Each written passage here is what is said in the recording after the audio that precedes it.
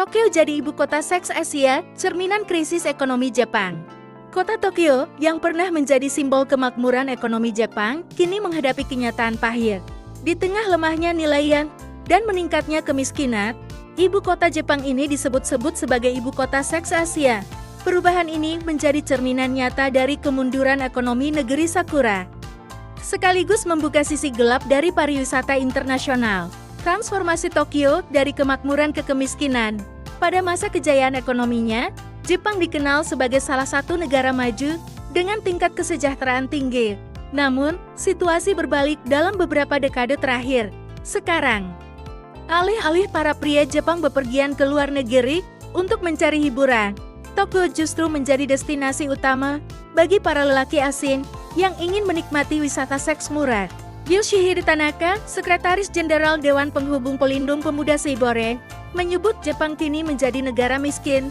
Fenomena ini terlihat jelas di taman-taman kota Tokyo, yang telah menjadi tempat perdagangan seks tak teratur, terutama di distrik Kabukicho, Shinjuku. Taman Okubo, pusat perdagangan seks jalanan. Taman Okubo, salah satu tempat di Kabukicho, kini terkenal sebagai pusat prostitusi jalanan. Setiap malam, sekitar 30 wanita muda terlihat berdiri menunggu pelanggan. Pelanggan asing, termasuk pria dari Cina, Eropa, hingga Afrika. Sering berkumpul di taman ini, beberapa bahkan membawa kamera untuk merekam aktivitas atau menyiarkannya secara langsung di media sosial. Di Kabukicho, siapapun wanita yang berjalan-jalan dapat didekati untuk direkrut ke aktivitas seksual. Ungkap Kazuna Kanajiri, perwakilan dari organisasi Nirlaba Pape, yang membantu korban kekerasan seksual. Harga untuk layanan seksual bervariasi, mulai dari 15.000 hingga 20.000 yen sekitar 1,5 juta rupiah, hingga 2 juta rupiah per sesi. Namun, banyak pekerja seks yang terpaksa menurunkan harga jika bisnis sedang sepi. Dampak sosial dan hukum, fenomena ini tidak hanya memengaruhi reputasi Tokyo sebagai destinasi wisata, tetapi juga menimbulkan kekhawatiran serius terkait keselamatan pekerja seks. Banyak dari mereka menghadapi ancaman kekerasan fisik, pemerasan, hingga risiko penyakit menular seksual.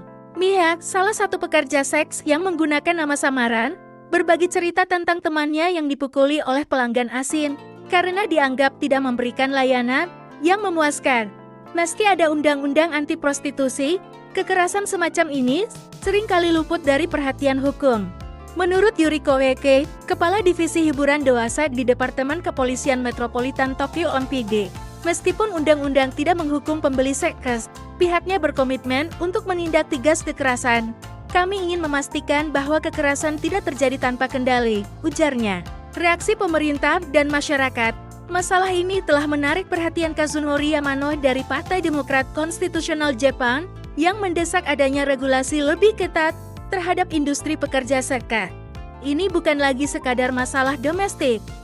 Ini masalah serius terkait bagaimana wanita Jepang dipersepsikan di komunitas internasional, tegasnya.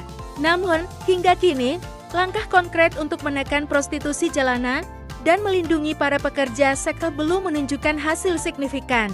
Wisata seks dan media sosial turut memperburuk situasi ini. Video yang diunggah di TikTok, Instagram, hingga Xiaohongshu menggambarkan Taman Okubo sebagai destinasi wisata seks. Beberapa unggahan bahkan mengundang turis asing untuk datang ke Tokyo demi pengalaman unik. Situasi ini menambah tekanan pada pemerintah Jepang untuk menjaga citra internasional negara mereka, sekaligus melindungi warganya dari eksploitasi.